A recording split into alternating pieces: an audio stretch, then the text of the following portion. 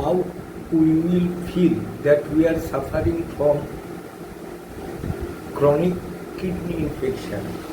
আমরা কি করে বুঝবো যে আমরা কিডনি রোগে ভুগছি? যেমন ধরুন, আমাদের শরীরের বর্জ্য পদার্থ যেটা আমরা প্রস্রাব বলছি, সেটা কিডনি দিয়ে পরিশ্রুত হয়ে যে সমস্ত ইনগ্রিডিয়েন্টগুলো শরীরের দরকার ছেঁকে নেয়, তারপর যেটা আপনার বর্জ্য পদার্থ সেটা পেচ্ছাপ হিসেবে বেরিয়ে যায়। এবার সেই ছাঁকনির ভেতরে কিছু কিছু ভালো জিনিসও বেরিয়ে যায়। যেমন আমরা যদি অত্যধিক পরিমাণে প্রোটিন খাই, মাছের হাড়, মাংসর হাড়, দুধ, ঘি, মাখন, অ্যানিম্যাল প্রোটিন, সেক্ষেত্রে কিন্তু আমাদের ক্রিয়েটিনিন বাড়ার সম্ভাবনা বেশি। এর সাথে আমরা যদি রোজই প্রায় দানা শস্য বা ডাল বেশি পরিমাণে খাই, এক্ষেত্রে কী হবে, পেচ্ছাপ বসতে গেলে প্রচুর ফেনা দেখা যাবে। এবং আমরা যদি রক্ত পরীক্ষা করি, সেক্ষেত্রে দেখা যাবে যে ব্লাডে ক্রিয়েটিনিন, ইউরিয়া দুটোই কিন্তু অনেকটা বেশি হয়ে গেছে। অতএব আমাদের ওই খাবারগুলো কমাতে হবে। আমাদের পেচ্ছাপে ফেনা কমছে কিনা সেটা একটু নজর দিতে হবে, অথবা খেয়াল করতে হবে। আরেকটা জিনিস সবচেয়ে বেশি দেখা যায় যে আমাদের যদি পেচ্ছাপ ক্লিয়ার না হয় বা যদি রেসিডিয়াল ইউরিন থেকে যায়, তাহলে কিন্তু তলপেটটা ভারী হয়ে থাকে। সেই মুহূর্তে পেচ্ছাপ বসতে গেলে পেচ্ছাপ হয় না, একটু চাপ দিতে হয়। চাপ দিয়ে পেচ্ছাপ করলে একটু সময় লাগে, আবার পেচ্ছাপ হতে হতে অনেক সময় আটকে যায়। তো এই সমস্যাগুলো যদি দেখা যায়, তাহলে আমাদেরকে ধরতে হবে আমাদের কিডনি ইনফেকশন হচ্ছে।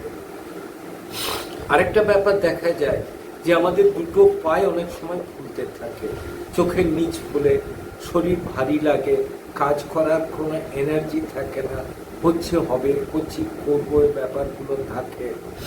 সেক্ষেত্রেও কিন্তু আমাদেরকে ধরতে হবে যে কিডনি ইনফেকশন হয়েছে।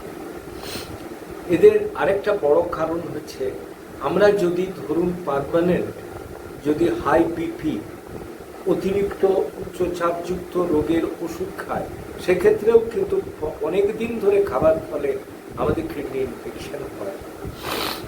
আরেকটা কারণ হতে পারে যদি আমরা লবণ বেশি খাই, সেক্ষেত্রেও কিডনি ইনফেকশন হয়। আমরা এগুলো বুঝবো কি করে? আমাদের ইউরিন RECS করলে ধরা যাবে। Epithelial cells, pus cells, RBC এর তারতম্য অনুযায়ী আমরা ডিকটেট করতে পারবো যে আমরা ইউরিয়ায় ভুগছি কিনা।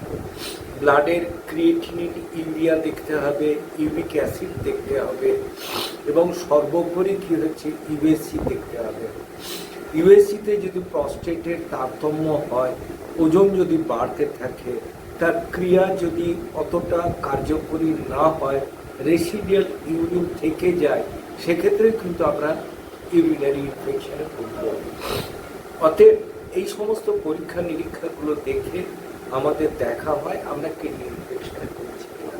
প্রস্টেটের ক্ষেত্রে আরেকটা স্পেশাল টেস্ট করা হয়, blood for serum PSA, prostatic serum analysis. এই টেস্টের থেকেও ধরা যায় যে আমরা এই প্রস্টেটের ক্ষেত্রে যে আমরা কার্সিনোমার দিকে এগিয়ে যাচ্ছি কিনা।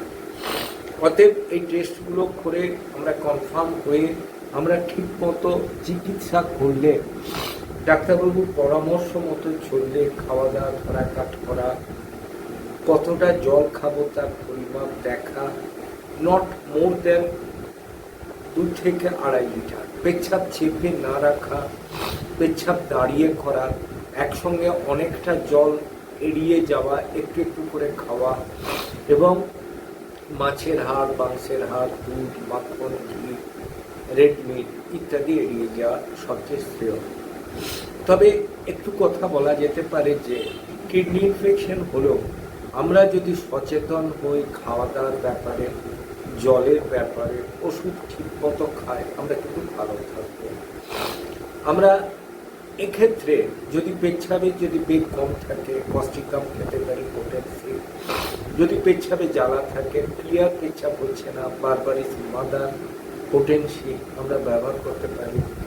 আবার যদি দেখা যায় যে প্রস্টেটের জন্য মঠ পেড়ে পেচ্ছাপ করতে হচ্ছে, পেচ্ছাপ ক্লিয়ার হচ্ছে না, সাবালসেলুলেট মাদার ব্যবহার করতে পারি। তবে কখনোই কোনো ওষুধ বিশুধ নিজে জেনে না খেয়ে কোনো ডাক্তারবাবুর পরামর্শ মতো চললে আপনারা ভালো থাকবেন। এবং সেক্ষেত্রে ওনার সঠিক মাত্রা কতদিন খেতে হবে, কিভাবে খেতে হবে এবং সেটা লাইফ লং কিনা জেনে নেয় ভালো হবে। আমার চ্যানেল যদি আপনাদের ভালো লাগে অবশ্যই লাইক করুন, শেয়ার করুন, কমেন্ট করুন, সাবস্ক্রাইব করুন। ভালো থাকুন, সুস্থ থাকুন।